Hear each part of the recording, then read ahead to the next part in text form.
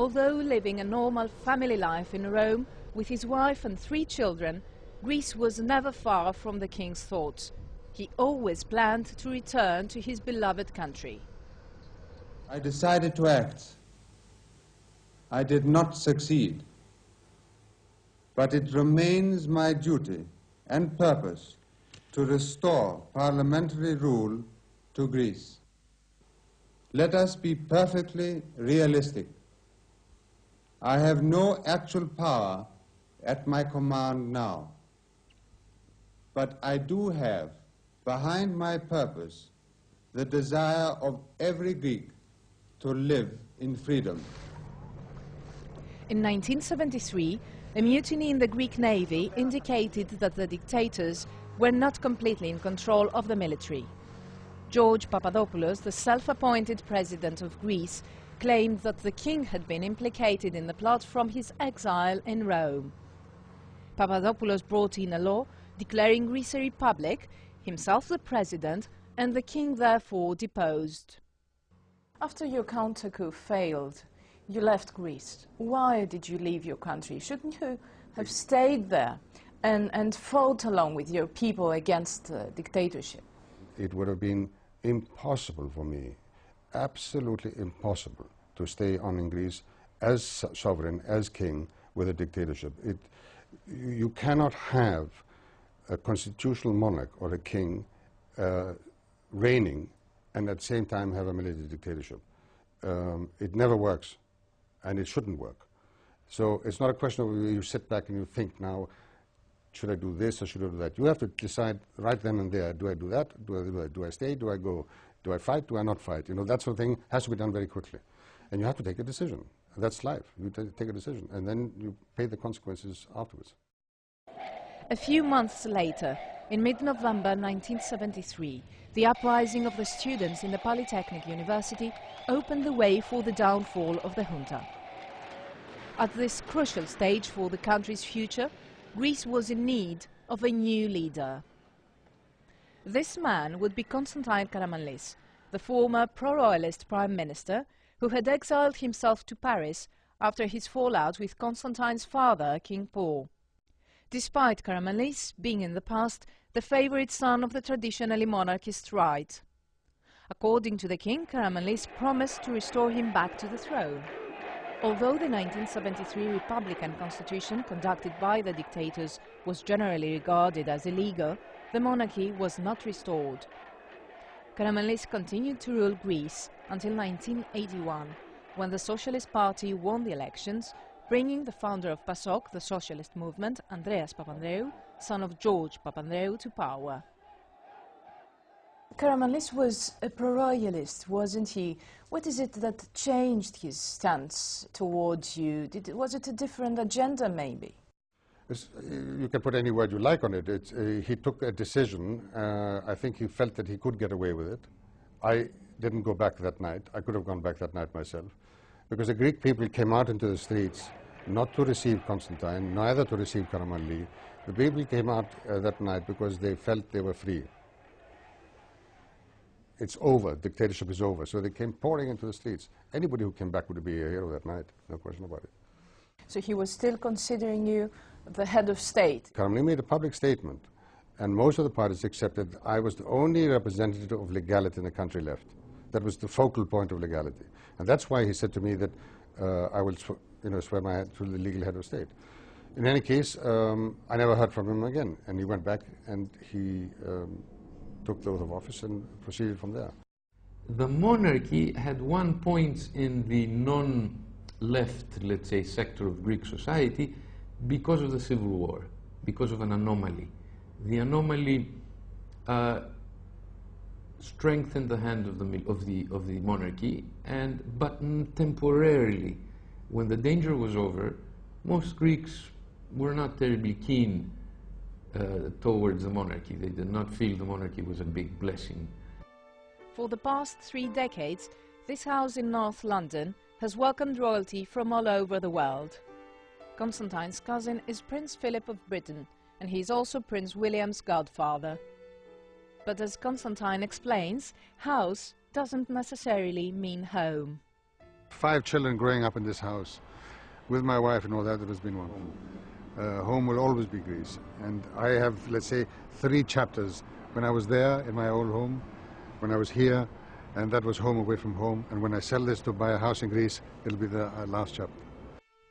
To the former king and his family, this is home, the Tatoi estate in northern Athens. Today, this place is just the remnant of a glorious past.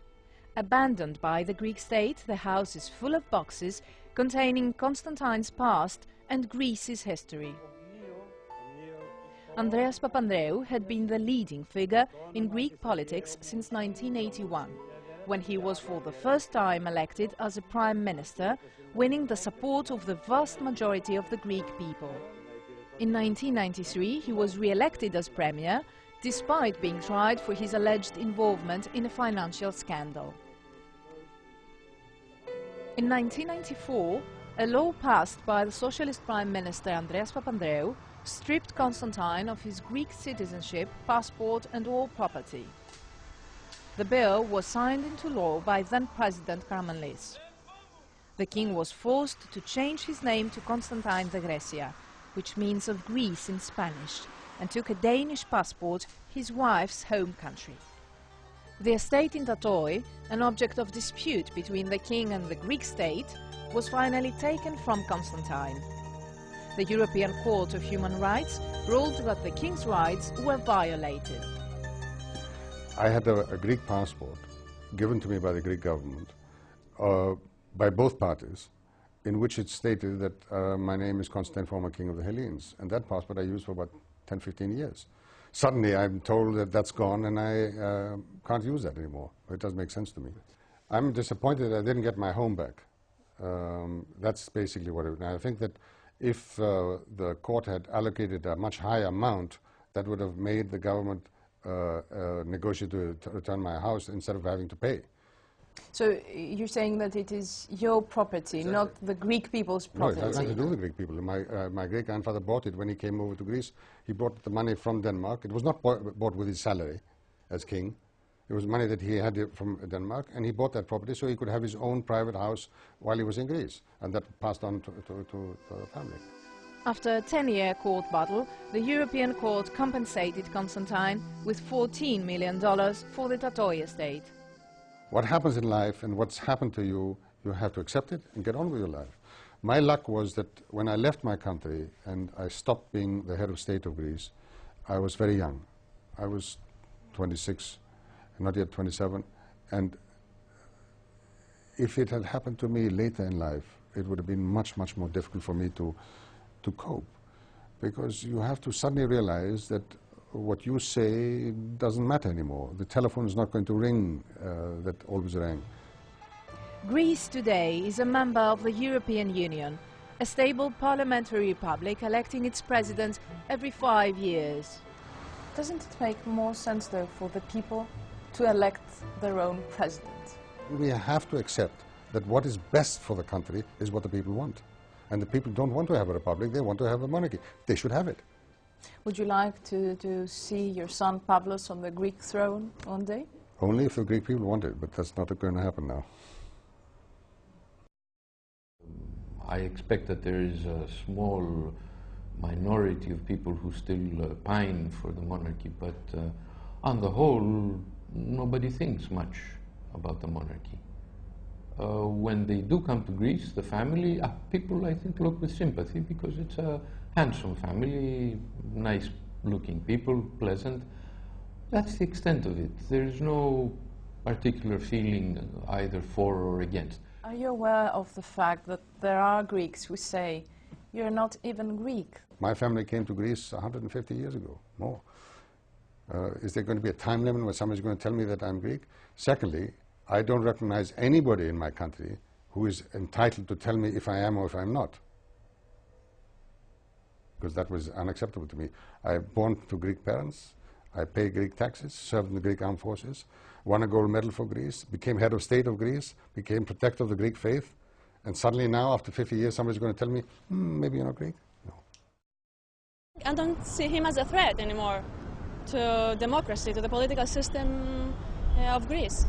Just because he was king once in Greece, that doesn't mean that he doesn't have the right to visit the country whenever he likes. And buy a house and buy property here? That's okay. That's fine. I mean, I view him as like anyone of us, like a foreigner who comes to Greece and wants to spend some time here. And now we have Republic, and we are very happy to have it, and the system works good. And also not to forget that Greece was the cradle of democracy. Many nations have king and republic together, but this is something that in Greek people don't, is not very familiar with that thing. Better republic than anything else. I think the present Greek Republic is a good republic. It works. The parliament works. There's freedom in Greece. There's no doubt about that. There's no reason why anybody should set such a question now. So I'd say in the foreseeable future, no, there's no possibility of that happening. But history is full of surprises, one never knows. From a very young age, Constantine had a strong affinity for the sea, a love that would endure a lifetime.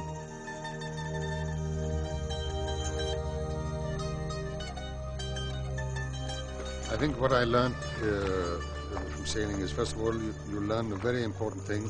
You learn how to lose. And if you don't know how to lose, you'll never win.